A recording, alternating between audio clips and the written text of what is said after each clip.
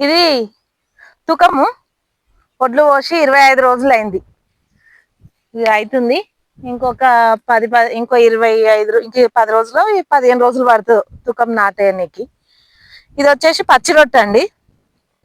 పచ్చి రొట్టె ఇది వరి వేసే ముందు పచ్చి రొట్టె వేసేసి అవి కొంచెం మంచిగా అయినాక ఈ వరి అయ్యేసరికి ఇది దున్నేస్తే ఇంట్లోనే లాగవుతుంది. లాగయ్యి ఒడ్లు మంచిగా వెళ్తాయి అనమాట. ఇది పచ్చి రొట్టె అంటారు దీన్ని.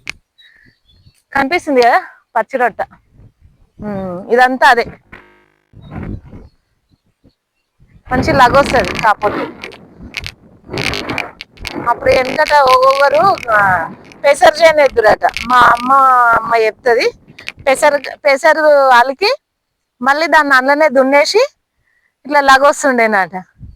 కానీ ఇక మేము పెసర్లు అలకలే, ఎందుకంటే ఇక పచ్చి రొట్టె అని తెచ్చినాము. ఇది అలికినాం. ఇది వచ్చేసి మా సంపు. నీళ్ళు ఎక్స్ట్రా అవుతాయి కదా, నీళ్ళు ఎక్కువైనాయి అనుకో ఇలా పట్టుకుంటాం.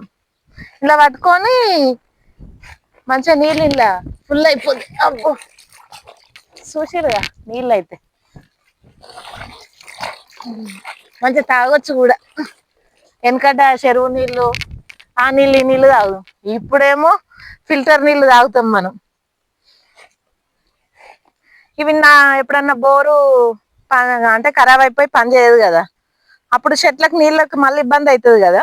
కాకపోతే ఏంటంటే ఇప్పుడు వానాకాలం ఏం కాదు, ఎండాకాలం అయితే మాక్సిమం ఇట్లా స్టోర్ చేసి పెట్టుకుంటాము. ఎండాకాలంలో గట్లనే బోరు పని చేయలేదు అనుకో, ఒక చిన్నది మోటార్ తెచ్చేసి ఇళ్ళకెళ్ళి నీళ్ళు తీసి కూరగాయలకు పెడతాం, తోటకి.